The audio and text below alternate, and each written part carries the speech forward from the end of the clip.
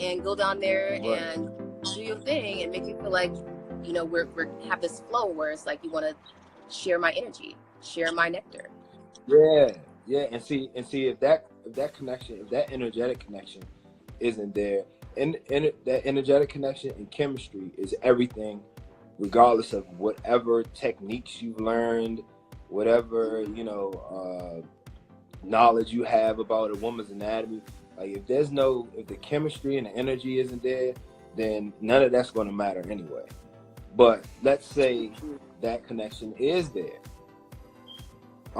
First thing I want to say is, like, take your time, slow down.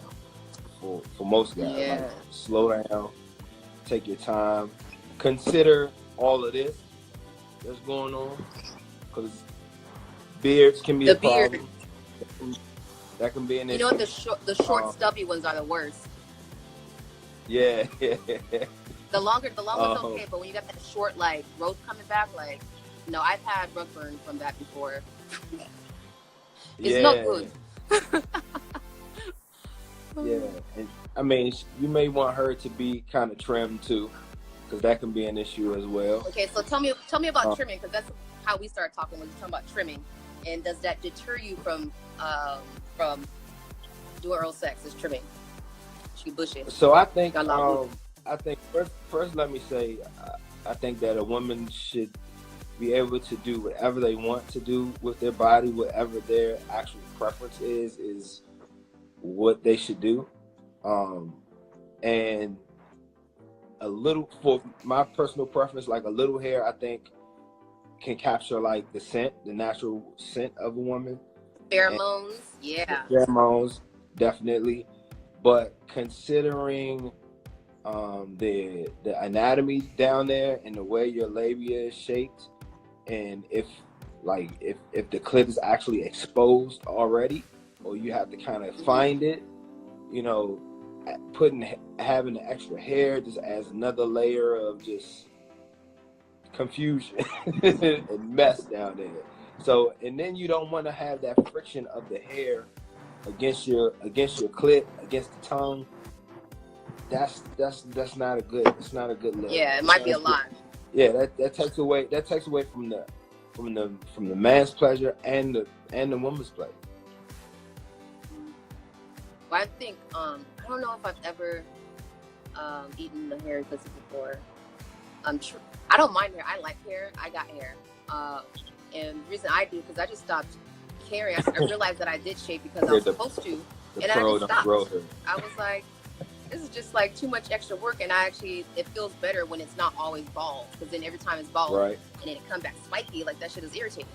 So it was an easy thing to let go. But personally, I like hair because I like a sign that she went through puberty. And for me, like when a man has no hair, I call it baby dick. I don't care how big it is. But there's no hair on the mound, on the base, I'm like, it look like a little baby dick, which is very popular in porn. I don't like the way that looks. But that's my preference. But you're right, it does have pheromones. But and when there's a lot of hair, it could just require you to adjust how you do it. But then, like you said, it's a lot more. Now you have to go through maneuvering around it. So a little trim is good when it comes to oral pleasure, depending on how your body is shaped. Some of us got a hood where the clit is covered, so you have clitoral hood, then you have hair. Some of us have it exposed, it's out there. Right. So some women who have a very sensitive clit actually trim or shave because of that, because they don't want it to, rub it on their panties and stuff. So yeah, you should do exactly what you want to with your coochie hair. It's yours. And I always feel like it shouldn't deter you from giving oral pleasure. But for me, like, I was in a relationship for 5 years, y'all. 5 years, I didn't get no head. And by no head, I mean, like, it happened. That was a long 5 years. You were really patient. It happened, yes, maybe like 4 times. But it was like holidays, birthdays, and it took some wine. I'm not a good person, y'all. I was date raping my man. I got him drunk on purpose. That's too much. Like, here, you have one more glass, and I'm gonna sit on your face. But then when I did it that way, it wasn't pleasurable because he didn't like it and he didn't enjoy it. So it wasn't something that I could receive with joy if you're not giving it with joy, right? And that's why it's Yeah. important to have that like desire. And it's not like rocket science. If you like the person, then really slow down, connect with their body, smell them. When you smell somebody, I feel like that takes in their essence, and it's very primal. It turns us on. Like that's part of what turns us on subconsciously. We don't think about it, but when we like mindfully actually smell them, that can really like get you excited.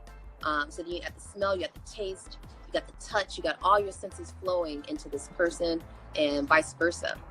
And I think that is when you have the best head, because that's when you literally can connect. You can just, the same way that you can have energy flowing through your channels with sex, you can do that orally. It's the tube, we're all connected through these channels. So it's a big difference when somebody's giving you oral sex and they really enjoy it. They really can feel what they're doing versus this kind of like Tasmanian devil shit that happens sometimes. Yeah. And I think I've seen that in porn, so maybe that attributes to it. But there's a lot of this like showing that you enjoy it or acting like you like, you know, really enjoy it by being messy and like just like motorboating the pussy. So that like porn is always the go-to. Huh? Porn is always the go-to for a lot of education, but what most people don't realize is that, you know, these are actors. They're getting paid actors, to act. Yeah. They're getting paid to act. Even if it doesn't feel good, they're going to act like it feels good. And then some things that look really good on camera don't really feel that good. They do not. And when you're with your actual partner in real life, it's about how you feel. It's about the connection that you have and the pleasure that you're giving and receiving at the same time. And I think a lot of the times, like, if you're not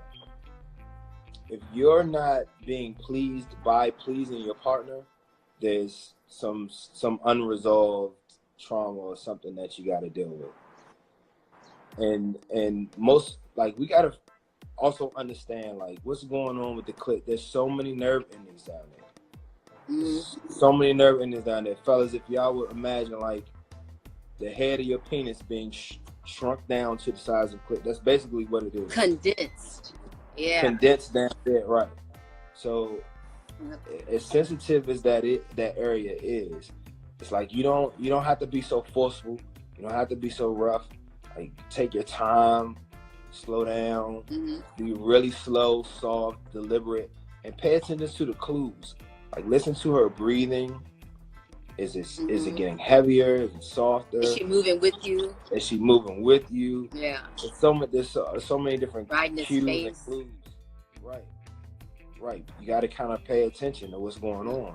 Don't just kind of like zone out and think you're doing this amazing job, or tense up, because, you know, performance anxiety is a thing. But that's where communication comes in. Because I think a lot of times, like, men are afraid to be bad at it too, so we just skip it all entirely. Like the ego-driven thing where you don't want to. It's like, I don't know how to do that, so I'm just gonna like not. Yeah, I don't know how to do it, so like we're just not gonna do it at all. Forget that. Skip that part. Yeah, but so and, you know, the sensitivity too. Like, I prefer the lighter brushes with the tongue and the lips, like massaging with your full mouth versus anything rough. Like, I think maybe like the harder stimulation can come maybe towards the end, but for the length of it, I really like that sensual, really smooth, like you're making out with velvet, you know, like not making, it's kind of dry if you think about it, but you know what I mean? And it just, like, that is really where the sensuality comes in, because it's now not something that's sexual, it's you're using all your senses and you're connecting with this person's energy. But so how do you even because women take much longer than men to be fully aroused anyway. If you take oral out of that equation, like, how do we really get there? Yeah. How do we? Yeah, because think about how you guys get prepared, right? So we do oral, get your dick sucked, and then we have sex. So you actually have had this full engorgement, like you've been fully stimulated, and then followed by penetration. Whereas a woman who has not done that, you haven't done the same thing for her, she's gone from a state of being flaccid. She gets turned on by sucking your dick, depending on situation, if she's enjoying giving it to you. If it's out of obligation, then maybe she's not. And so she's still flaccid. She's still flat inside. So she's not turned on at all.